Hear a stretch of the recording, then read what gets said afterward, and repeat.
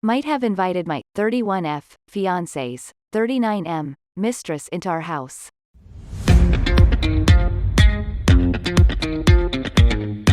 Long story short, my fiancé of 8 years and I have been in a long-distance relationship for almost 3 years now. He often would travel out of state for 3 to 5 months for a project and would spend the remaining time of the year working from home. This past year, he traveled to Colorado for almost 6 months, with me visiting him once a month. When we FaceTimed, he would always complain about a young woman who was his project partner, and how frequently they had to work together. Most of the conversations had been about her. They weren't anything too particular, sometimes about her personality clashing with his, funny stories about little incidents that happened on the worksite, little details about her background, education. My fiancé finished the project and returned home this past week. However, I noticed he's been on his phone frequently. At first I would assume it was for work, until I caught him sneaking out of bed one night to answer a phone call from somebody, whom he appeared to be yelling at. I pretended to be asleep, but I briefly heard him telling someone, "It's none of their business," and something about, not to come.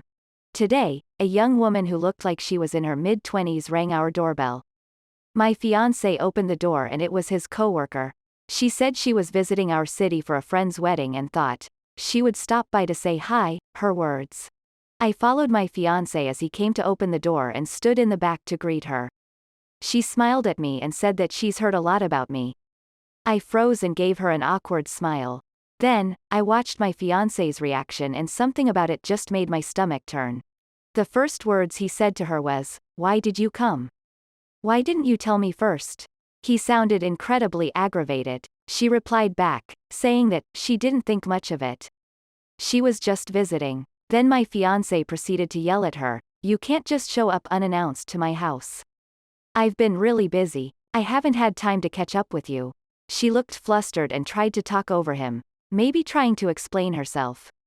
He kept cutting her off, repeating the same thing, saying that he's busy today, even though we didn't have any plans.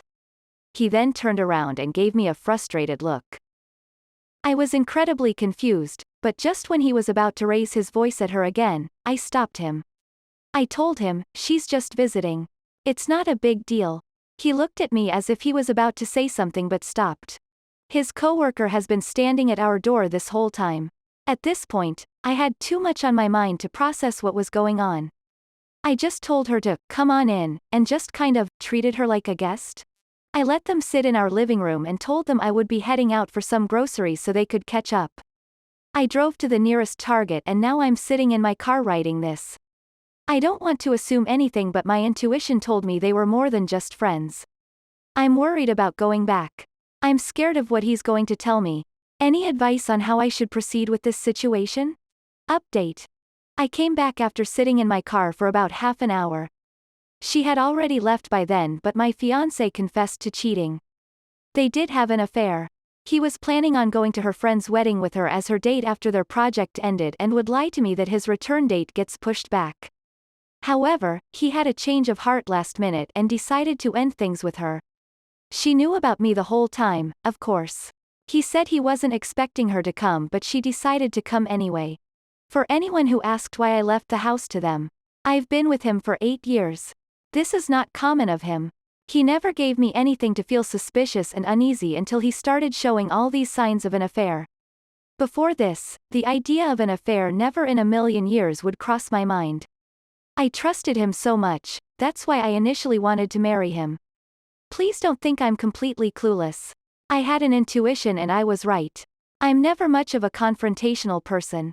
The thought of making a scene before I knew 100% of the truth made me uncomfortable.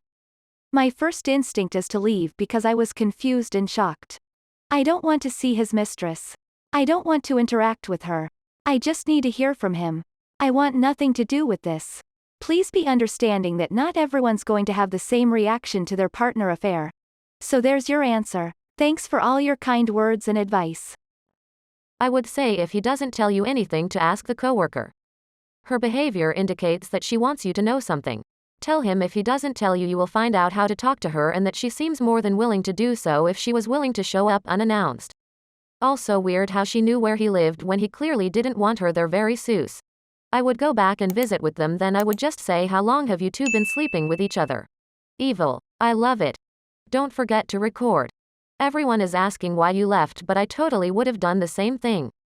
You definitely saw enough. Like there's no need to torture yourself even more by being in the middle of it.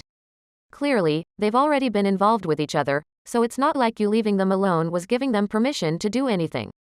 That's victim blaming. They already gave themselves permission and not giving a shit about you. Plus, who the hell would want to marry someone you can't even leave alone with a coworker? It's not your fault they're morally bankrupt. Please get out of this relationship, reach out to good friends and family, and find a therapist to help you because you deserve so much better. I agree. My first reaction, to exit, would have been the same. Sorry, girl, this sucks. I would have left too and don't blame you at all. I was with my ex-fiancé for 9 years and I am so thankful every day that I found out before our planned wedding and dodged the bullet that would have been marrying him. I'm happy you did, too. Please don't spend time with him right now. You need to get away and start to process this. Don't give him a chance to apologize or explain. Call your family or a friend. Please update us. Sending you love. I'm here if you want to talk. Your intuition is correct. It sounds as if they had a lover's quarrel in front of you. You don't treat coworkers like that unless there wasn't something more. Text him and tell him you will be late, but go to the house unexpectedly and see what happens. He wouldn't have told you if she hadn't come to the house. As I said in my response to your prior post, the fact that she did that after he told her not to is a bright red flag for severe boundary issues. Perhaps she'll let this go, but your fiancé may have found a swim fan, and her next stop could be our. You should prepare for the worst-case scenario, since she seems vindictive. I'm struggling with the fact that he was planning on taking his side piece to a wedding as her date in the city where the two of you live, right under your nose. That is wildly disrespectful, and, well, you seem really nice. You don't deserve that. Anyway, if he plans to keep traveling for extended periods for work, maybe the two of you could make arrangements to get together more frequently than once a month. That might make it easier to rebuild trust. I wish you the best of luck. Please give yourself grace and engage in self-care. Activate your support network. Hi Op, my ex-partner of 9 years cheated on me twice 5 years apart. Albeit, not as physical as yours did, but mine was definitely an emotional affair. I thought I knew my partner fully over that 9 years. We were together through highs and lows. Yet, despite all of that, he cheated on me the second time and I decided to end it all for the sake of me. I hope your story would be different from mine.